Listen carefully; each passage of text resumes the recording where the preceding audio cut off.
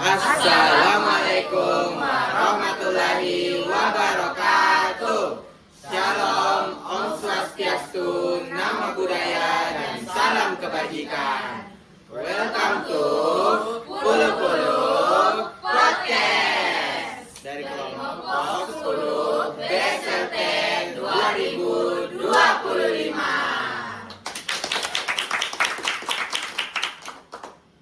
Nah, sebelum itu, mari kita mulai dari perkenalan teman-teman. Bagaimana? Jadi dimulai dari saya dulu ya. Jadi perkenalkan, nama saya Muhammad Zaki Mubarak dengan NIM akhiran 063. Perkenalkan, nama saya Tasya Ramadhani dengan akhiran NIM 305. Perkenalkan, nama saya Siti Nurjatin Tahir dengan akhiran NIM 088. Perkenalkan, nama saya Andra Nubila Cipta dengan NIM 227. Perkenalkan, nama saya Andi Muhammad Salman Al-Farisi dengan akhiran NIM 206. Perkenalkan, nama saya Andi Alfitra Fitra Fajar dengan NIM akhiran 330. Perkenalkan, nama saya Syakira Anandila dengan akhiran NIM 321. Perkenalkan, nama saya Dudri Jessica Nabila Ayub dengan NIM 136. Perkenalkan, saya Nafisa Dinardania dengan akhiran NIM 147. Perkenalkan, saya Catherine Fadaki Dingawa dengan akhiran NIM 046. Perkenalkan, nama saya Zari Fatimah Putri dengan akhiran NIM 205. Nah, karena teman-teman sudah memperkenalkan diri, jadi kita langsung masuk saja ya ke podcast kita dengan tema Inspiring Navigation Through Trust, Ethical Ground, Responsibility, Initiative, Transparency, and Youth Leadership. Nah, sebelum itu saya ingin bertanya, ada nggak yang tahu terkait integritas? Baik. Nah, jadi kalau misalnya menurutku dari apa yang saya dapatkan, integritas itu dimana perkataannya kita, pemikirannya kita, sama apa yang kita lakukan itu harus sejalan sama kayak apa di etika dan moral yang kita pegang. Nah, jadi menurutku seseorang itu kalau misalnya dia mau dikatakan berintegritas, maka harusnya apa yang dia lakukan itu harus sama, harus memiliki keselarasan sama sama tingkah lakunya gitu.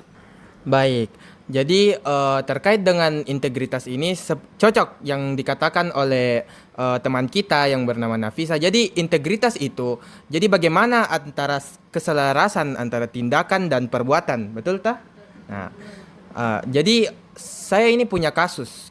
Kami ini mengangkat kasus yang dimana kasus ini adalah seorang pasien BPJS terlambat hanya 1 menit teman-teman, hanya 1 menit.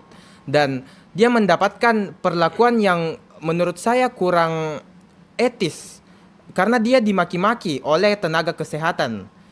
Nah, jadi menurut teman-teman sekalian, ada enggak tanggapannya? Saya mau kasih pendapat.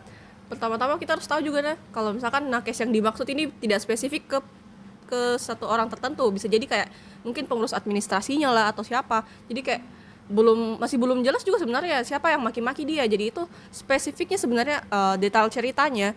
Jadi ada seorang ibu-ibu, itu dia datang ke sebuah rumah sakit di Goa. Nah, dia itu sebenarnya terlambat 1 menit. Harusnya kan datang sebelum mendaftar BPJS, mendaftarnya itu sebelum jam 11.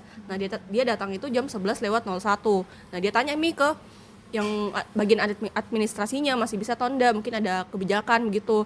Nah, tapi ditolak.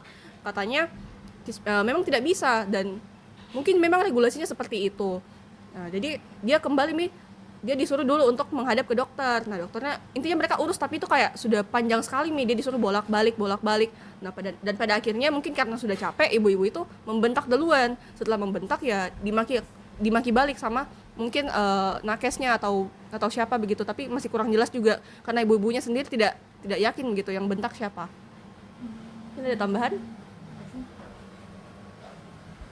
Nah, kalau dari informasi yang saya dapatkan itu ada miskomunikasi antara pasien dan nakesnya ini, di mana pasiennya ini melihat jam operasional pelayanan di puskesmasnya ini dari jam 7.30 sampai jam 2 siang. Jadi pasiennya pikir dia masih bisa untuk ini, akan tetapi ternyata untuk di hari Sabtu sendiri jam operasional pendaftarannya itu hanya sampai jam 11 siang. Nah, dari sinilah kepala bidang pelayanan Kepala Bidang Pelayanan Kesehatannya Goa itu mengatakan bahwa sebenarnya tidak ada kesalahan pelayanan di sini, yang ada cuman miskomunikasi antara pasien dan nakesnya. Mungkin sekian. Nah, baik. Jadi ini terkait miskomunikasi dan etika ya, karena dia itu tetap saja teman-teman membentak atau memarahi pasien ini. Mungkin dari teman-teman sekalian ada tanggapan enggak terkait etika? Mungkin ada yang mau memberikan tanggapan? Jadi tadi kasusnya sudah disebutkan oleh Syakira dan Fania. Jadi menurut pandangan saya soal pelayanan kesehatan bukan sekedar hanya profesionalisme spesifiknya untuk mengobati, tetapi bagaimana caranya untuk melayani atau menanggapi pasien. Tadi contohnya sudah disebutkan bahwa ada seorang ibu-ibu yang sedang datang ke rumah sakit, tapi hanya keterlambatan, dia langsung dibentak dan dimaki-maki. Nah, itu menurut saya sikap sangat tidak menunjukkan etika, karena kita sebagai pelayanan kesehatan, tapi tadi tidak disebutkan pelayanan kesehatan ini yang membentak itu siapa, tidak spesifik seperti dokter atau apa. Jadi kita kurang tahu yang membentak ini siapa. Tetapi sebagai pelayanan kesehatan kita seharusnya tidak membentak. Bayangkan kita sebagai pasien yang sedang capek, lelah, datang untuk berobat, tetapi kita mendapatkan pelayanan yang tidak pantas seperti dibentak. Nah, itu sangat menunjukkan itu sangat menunjukkan tidak beretika. Sebagaimana kita sebagai pelayanan medis itu harus dalam keadaan apapun, secapek apapun itu kita harus mengobati pasien. Seperti yang saya dapatkan materi dari pengkaderan kemarin, yaitu sebagaimana kalau misalnya kita melihat dokter itu 90% itu langsung bisa sembuh. Nah, bertolak belakang dengan kejadian yang ini, di mana pasien ini dibentak dan dicaci maki. Mungkin itu saja ya. Nah, jadi saudara Salman tadi menekankan terkait etika dan sempat menyinggung materi pengkaderan kemarin ya terkait beneficence dan non maleficence. Nah, selanjutnya apa ada tanggapan lagi? Sebenarnya saya juga mau menambahkan dari Salman. Kalau sebenarnya juga saya sependapat dengan Salman. Kalau dari segi etika memang nakes itu tidak bisa dibenarkan, apalagi dia sudah sampai membentak. Kalau seperti yang kita ketahui itu, kalau sebenarnya jadi nakes itu bukan sekedar pelayanan saja, tapi kita harus mengedepankan kayak empati. Apalagi empati itu betul-betul harus ditanamkan di diri seorang nakes. Kayak bagaimanapun, cocok tadi yang dibilang sama Salman, kalau secapek apapun pasti kita harus layani pasien dengan baik. Walaupun itu pasien mungkin kayak dia sudah mungkin sedikit capek, jadi mudah tersulut emosi, kita sebagai nakes harus tetap netral. Tidak boleh malah mencaci maki kembali pasiennya, begitu kalau dari saya. Oke. Disclaimer dulu, saya tidak dukung pihak manapun, jadi saya cuma mempertimbangkan berbagai kemungkinan yang bisa terjadi. Nah, mungkin saja memang ditolak itu karena memang sudah full puskesmasnya. Seperti yang kita tahu tuh, kalau misalkan puskesmas itu juga bisa full, maksudnya kayak pasti banyak juga orang yang datang, dan ada alasan kenapa itu dibikin batasnya registrasi sampai jam 11 Ji. Jadi ya kita tidak tahu kenapa begitu. Seperti yang tadi Syakira bilang tuh, ini sebenarnya permasalahan miskomunikasi sebenarnya. Karena memang sudah tertulis dengan jelas itu registrasinya cuma sampai jam 11.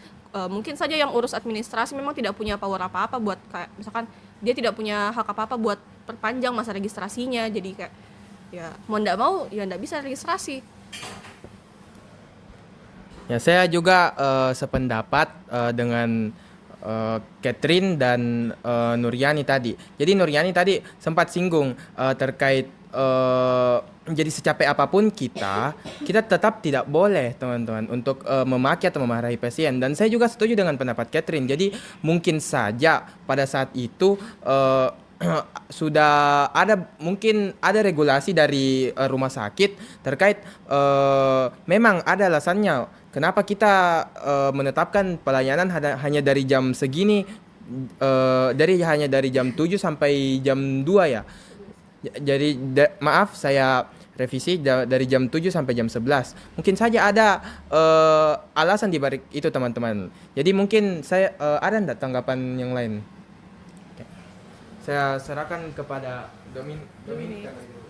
Jadi sebenarnya kan tadi yang sudah dibilang kalau awalnya ini yang mulai duluan ini si pasiennya kan, dia bentak duluan. Tapi sebenarnya kalau jadi nakes itu sebenarnya kita harus punya istilahnya mental tahan banting lah. Itu kan termasuk etika profesionalisme sebenarnya. Dengan tidak langsung dia melakukan yang namanya verbal abuse. Dia nada tinggi saja itu sudah sebenarnya termasuk verbal abuse kan, apalagi dia seorang nakes yang istilahnya harus profesional. Karena ya seperti yang kita tahu bahwa nakes itu kan kerja untuk masyarakat. Jadi ya memang istilahnya dia harus bisa turunkan egonya atau gimana. Kontrol emosinya juga harus bagus sebenarnya. Tapi di sini yang saya highlight sebenarnya tindakannya nakes ini bisa kena sanksi sebenarnya karena ada di undang-undang juga kan tentang ini. Jadi menurut saya sih nakes ini memang tidak sepenuhnya salah, tapi profesionalismenya mungkin belum terbentuk dengan baik sih kalau dari saya mungkin seperti itu. Jadi menurut saya itu ibu-ibu datang ke rumah sakit dengan kondisi macet-macetan di jalan. Terus pasti sampai di rumah sakit disuruh balik-balik ke poli umum, dokter umum, dan diperlakukan dengan tidak etis. Harusnya dia datang ke rumah sakit itu dengan harusnya membawa kondisi yang sakit. Terus dia pulang membawa tambah sakit lagi dengan psikologisnya. Sama nambah. Betul juga tadi sebenarnya yang dibilang sama Cabil. Kalau kayak sebenarnya sejak kasihan sama ibunya karena dia sudah capek-capek, panik ke puskesmas. Terus walaupun kita juga tidak bisa membenarkan tindakannya ibunya, cuman sebenarnya itu hal manusiawi. Kita capek pasti kita emosi, marah, apalagi perlakukan kayak begitu. Jadi pasti ibunya juga ini kayak tersulut emosinya betul. Nah jadi nah tapi nakesnya juga salah, jadi begitu semuanya kayak mereka sama-sama salah gitu. Cuman sebenarnya saya lebih ndak boleh ke nakes yang marah karena memang profesionalismenya begitu, ndak boleh begitu. Saya juga mau berpendapat. Tadi Cabil dan Rani sudah mengatakan bahwa ini si ibu-ibu tadi ke jalan untuk ke rumah sakit itu macet, terus dia dari dokter umum terus ke poli anak, terus di pelayanan kesehatan dia lagi dibentak dan dicaci maki. Nah, kalau misalnya saya berada di posisi ibu-ibu tersebut memang agak sedikit jengkel karena kenapa? Kita sudah capek-capek. Nah, kalau misalnya kita capek itu bawaannya pasti marah. Nah, tapi saya juga tidak membenarkan dari tindakan ibu tersebut dan si nakes ini mungkin bisa dikomunikasikan dengan baik karena tadi sudah dikatakan oleh teman saya Syakira bahwa adanya miskomunikasi. Nah, miskomunikasi ini terjadi karena itu tadi emosi. Nah, mungkin itu saya. Ya, mungkin kalau yang saya bisa berikan pendapat, mungkin yang saya bisa berikan pendapat juga kurang lebih sama dari 3 teman saya yang sebelumnya terkait dengan posisi ibunya yang mengalami kasus kerugian yang dialami bersama nakesnya. Ya, menurut saya sendiri apa yang dilakukan nakes terhadap ibunya mungkin memang bisa dibilang itu profesionalisme. Cuman kita juga harus mengerti kondisi dari ibu tersebut. Ibu tersebut dia mempunyai anak yang merupakan anggota keluarganya yang dia sayangi. Apalagi anak ini dalam keadaan lemah dan sakit. Iya, kita tahu. Dan kita tahu ya Dan kita tahu juga sakit itu kita tidak bisa tebak kapan itu akan terjadi. Dan dan saya harap dan saya inginnya itu nakesnya dia harus mengerti, ya dia sigap. Ya, dia mengerti juga dengan kondisi ibunya tersebut. Kemudian yang saya juga mau highlight itu adalah bukan cuma soal nakesnya tapi juga tentang sistem pelayanannya. Menurut saya harus ada mekanisme jelas yang memberikan toleransi kepada orang yang terlambat, karena kita tahu juga kondisi kita juga tidak tahu kondisi bagaimana. Harus terdapat juga SOP yang jelas terkait peraturan tersebut. Ya, mungkin itu yang bisa saya sampaikan. Mungkin ada. Menurutku dari sudut pandangnya nakesnya, dia ini juga cuman sebagai karyawan begitu di rumah sakit. Dia juga pasti dituntut dengan atasannya, tergantung dengan aturan-aturannya. Cuman ya kembali lagi kita tidak bisa membenarkan, karena bagaimanapun juga sebagai nakes itu harus profesional. Dan kalau misalnya kita kayak membentak begitu, bisa jadi nama baiknya rumah sakit lagi yang rusak gitu kan. Dan tapi kalau juga kita terima juga si pasien, bisa jadi besok-besoknya kalau misalnya bakal terulang lagi. Kalau misalnya ada yang pasien gawat darurat yang terus bagaimana ya sebutannya, yang terus datang gitu padahal waktunya sudah lewat gitu sih, nggak bisa tertebak. Sebenarnya itu dari berita yang saya baca juga, itu sebenarnya ibunya sudah diarahkan sama saya lupa karyawan administrasinya kalau tidak salah untuk langsung ke UGD yang unit gawat darurat, supaya tidak numpuk lah di situ. Karena seperti yang kita tahu ya, tadi yang saya sudah bilang kalau ada alasannya dikasih batasan sampai jam 11, mungkin karena memang sudah banyak nih orang, jadi kan lebih baik cukup sampai segitu asalkan pelayanannya bagus. Kalau daripada dia terima banyak orang tapi ternyata tidak maksimal, ya kayak gitu. Nah, tapi kalau menurutku, kalau misalnya kita mau kaitkan dia sama integritas yang seperti saya bilang tadi, itu kalau menurutku kan kita ini sekarang membahas masalah nakes sama masalah institusi itunya lah, kesehatannya lah. Jadi menurutku mereka itu integritasnya itu harus mengutamakan pelayanannya si pasien. Nah, tapi kalau misalnya kita lihat dari kasus yang tadi itu kayak baru terlambat 60 detik, maksudnya iya lambat, cuman kayak dia terlambat 60 detik dan dia punya alasan yang jelas. Nah, tapi dia kayak ditolak sama pelayanannya rumah sakit itu. Jadi kayak menurutku di situ itu krisis integritas terjadi. Karena maksudku tuh harusnya kalau misalnya ada pasien yang membutuhkan kayak datang kasihan ibunya sama anaknya toh. Iya kah? Iya toh, datang ibunya sama anaknya toh. Datang mau berobat, tapi langsung di over ke sana kemari gitu. Ya menurutku kayak mereka itu kurang paham sama apa esensinya sebenarnya itu pelayanan kesehatan itu. Kalau misalnya memang mereka bilang ini karena SOP, ini karena peraturan, memangnya SOP itu dibentuk buat tolak gitu pasiennya gitu. Jadi maksudku SOP untuk pasien. Iya, untuk kebaikan kayak pasien harusnya buat kebaikannya si pasien itu. Jadi masa hanya karena jam yang ada di tangan kita harus mengabaikan itu jam-jam untuk nyawanya si pasien gitu loh. Jadi kan kita juga tadi sempat kayak bahas waktu toh. Jadi kan kalau kita jadi orang itu memang harus yang jadi orang yang on time toh.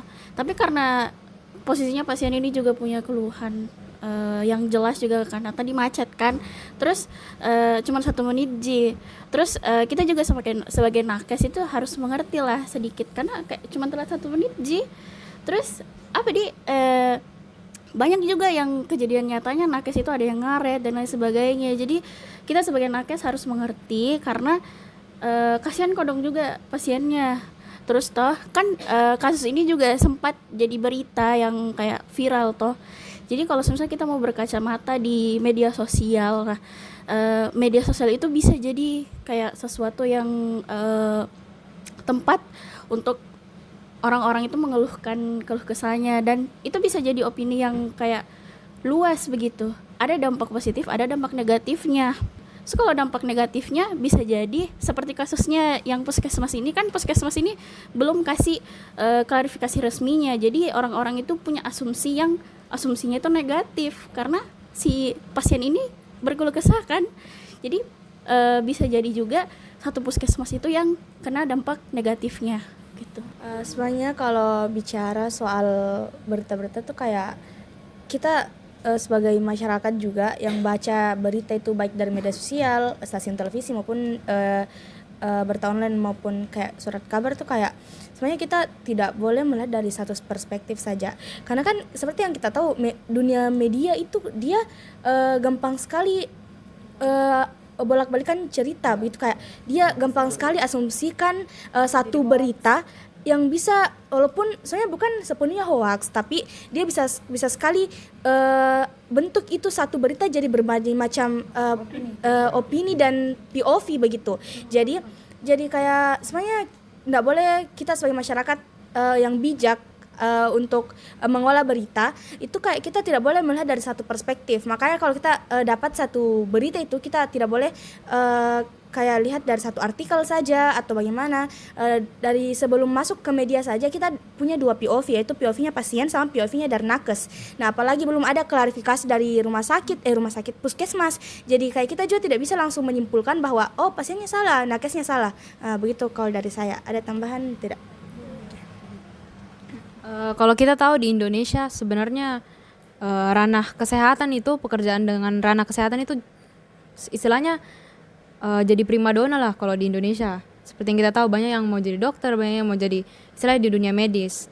Tapi kalau kita berkaca di belakang ini, istilahnya terjadilah penurunan integritas di dunia kesehatan. Karena itu contohnya tadi seorang dokter bukan mau membenarkan juga pasiennya, tapi seperti yang tadi saya bilang juga kalau dokter itu kan istilahnya ada yang namanya sumpah dokter, di mana kita itu memang pekerjaan yang berbasis kemanusiaan lah istilahnya. Jadi memang kita kerja itu untuk manusia. Jadi bagaimana caranya istilahnya kita memanusiakan manusia sih sebenarnya. Apalagi kalau dalam keadaan tanda kutip sakit istilahnya. Iya tadi dibilang dokter tapi sebenarnya spesifiknya enggak dibilang dokter atau bukan. Itu klarifikasi sedikit. Kalau dari saya sendiri mau ini juga pendapat yang tadi sudah dijelaskan sama Azalia mengenai pendapat dari sudut pandang dari nakesnya sendiri. Kan seperti yang kita tahu kalau nakes ini dia terikat sama peraturan di puskesmas sendirinya tentunya pasti.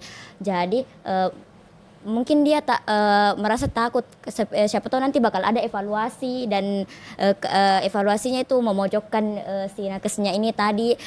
Jadi kalau mungkin dari saya tapi dapat juga dibenarkan karena saya juga baca dari artikel kalau nakesnya ini agak cara jawabnya kurang. Dia kayak bilang, "Apa memang Ki Bu kesini? Kenapa lama sekali?" Jadi seakan-akan kan ini tadi seperti yang dijelaskan pasiennya sudah sakit terus kejebak macet. Jadi rasanya pasti si ibu ini rasa emosi.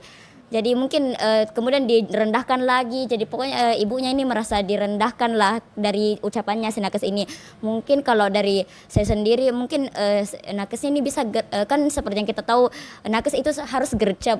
Di mana-mana pasti kita diajarkan untuk gerak cepat, harus bisa mengambil keputusan dengan cepat. Jadi mungkin kalau dari saya sendiri nakesnya ini bisa jawab ibunya baik-baik, kemudian mungkin bisa langsung konsultasikan ke dokternya apakah bisa, walaupun ini sudah terlambat 1 menit karena memang ada uzur yang kita tidak tahu sama sekali. Ini ibunya juga tidak bakal tahu kalau dia bakal kejebak macet di perjalanannya ke puskesmas ini.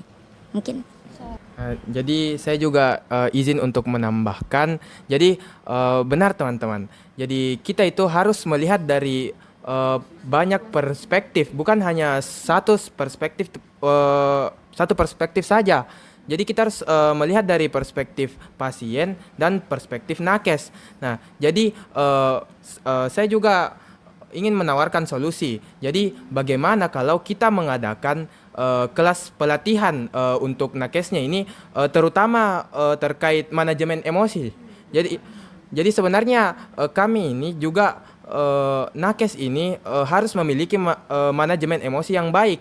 Jadi menurut saya juga perlakuan yang nakesnya lakukan kepada pasien ini dalam segi manajemen emosinya juga kurang. Jadi bagaimana kalau kita mengadakan kelas pelatihan terkait manajemen emosi? Ini tuh dari saya. Kalau menurutku pribadi emotional intelligence itu sesuatu yang harus dimiliki sama semua orang, apalagi kalau dia kerja di dunia kesehatan, which is banyak orang yang akan selalu datang dan karakteristiknya beda-beda. Dia harus tahu bagaimana caranya menghadapi orang-orang yang berbeda, dan juga rumah sakit itu butuh sekali kepercayaannya masyarakat, jadi pelayanannya harus maksimal. Jadi krusial.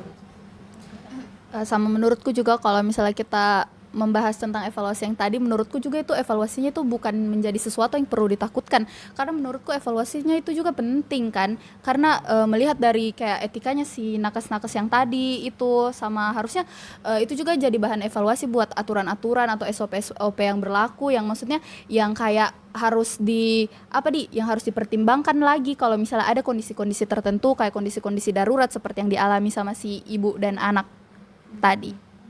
Soalnya kalau misalnya kita bilang lagi, tadi kan dibilang tentang evaluasi kan. Sebenarnya kalau misalnya nakesnya ini nanti dikasih semacam teguran ringan, justru itu memberi efek jerah lah buat dia. Karena efek jerah itu kan istilahnya bagus kan buat bagaimana caranya nanti dia ke depannya tidak bertindak seperti itu. Tapi sebenarnya tergantung pribadi orangnya lagi. Setidaknya buat meningkatkan kualitas pelayanan lah sebenarnya. Mungkin juga terkait solusi yang bisa saya berikan, berkaitan dengan argumen yang pendapat yang saya berikan tadi, yaitu tentang sistem pelayanan. Di hari kemarin, di hari pengkaderan kemarin, saya sempat mendapatkan materi yaitu terkait advokasi. Advokasi sendiri itu adalah kita bisa mempengaruhi keputusan suatu lembaga. Kita bisa menggunakan LSM atau ormas yang bisa menggunakan isu yang ibu dan anak yang mengalami kasus di rumah sakit ini. Kita bisa melakukan advokasi kepada pihak rumah sakit terkait dengan mekanisme sistem pelayanannya. Kita bisa memberitahukan kepada pihak rumah sakit apakah bisa peraturan sistem pelayanan tersebut bisa ditoleransikan, bisa diberikan toleransi ketika terdapat kasus yang ketika terdapat dalam kasus tersebut itu orangnya itu terdapat hal yang memang tidak bisa membuat orang tersebut bisa tepat waktu ke rumah sakit tersebut. Betul sekali terhadap solusi yang ditawarkan oleh kedua teman saya, yaitu mengevaluasi. Yang perlu dievaluasi ini bukan hanya nakes tapi SOP-nya.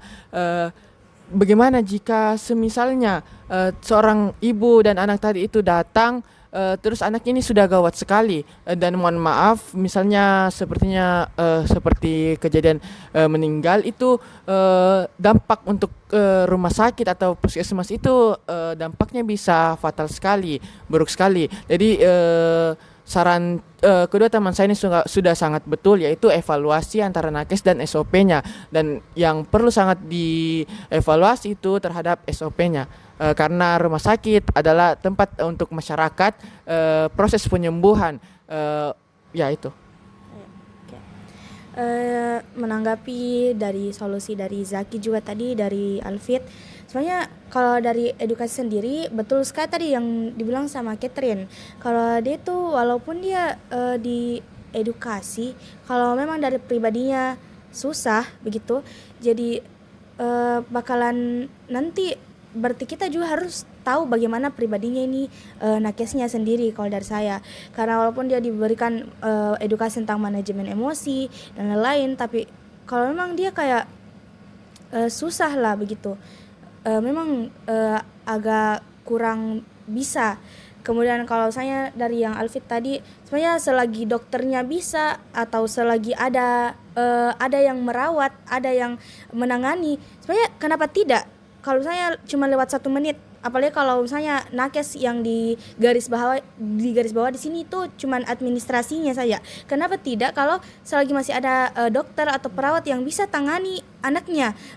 Cocok tadi yang dibilang sama Salman, kalau apalagi kalau lagi gawat, kenapa tidak ditangani? Walaupun dia bahkan sini cuman lewat 1 menit loh begitu kalau dari saya. Sorry saya highlight kembali karena dari berita yang saya baca nggak tahu ini harusnya betul nggak, karena yang dibilang itu sudah ditawarkan untuk ke UGD. Nah seperti yang kita bahas tadi tuh bisa saja satu fakta itu diputar balikan lewat beberapa wacana. Nah perawatnya sudah bukan perawat sih, intinya sudah dikasih solusi kenapa nggak ke UGD saja, tapi pasiennya menolak. Nah lagi pula ada beberapa kemungkinan yang bisa terjadi dan kita harus pertimbangkan juga. Mungkin alasan ditolak karena memang ya seperti yang saya bilang tadi, bukan hanya ibunya saja yang butuh pertolongan. Mungkin dokternya memang terbatas dan memang pasien yang ada itu sudah sangat gawat di samping dari ibu dan anak ini. Jadi juga harus dipertimbangkan. Jadi kalau misalkan menurut saya itu harus dievaluasi dua-duanya, baik pasien maupun pihak rumah sakit. Ya si ibu juga harus antisipasi, mungkin datang beberapa jam sebelumnya kalau memang anaknya itu bukan ke sesuatu yang darurat, bukan kecelakaan atau kecelakaan dan sebagainya. Dan dari pihak rumah sakit memang harus antisipasi misalkan ada kejadian serupa, bagaimana tanggapan bagaimana caranya untuk mengatasi gitu. Jadi kayak betul sekali juga yang dikasih soal solusi tadi, terus juga tentang yang Rani bilang tentang kayak diri sendiri itu betul.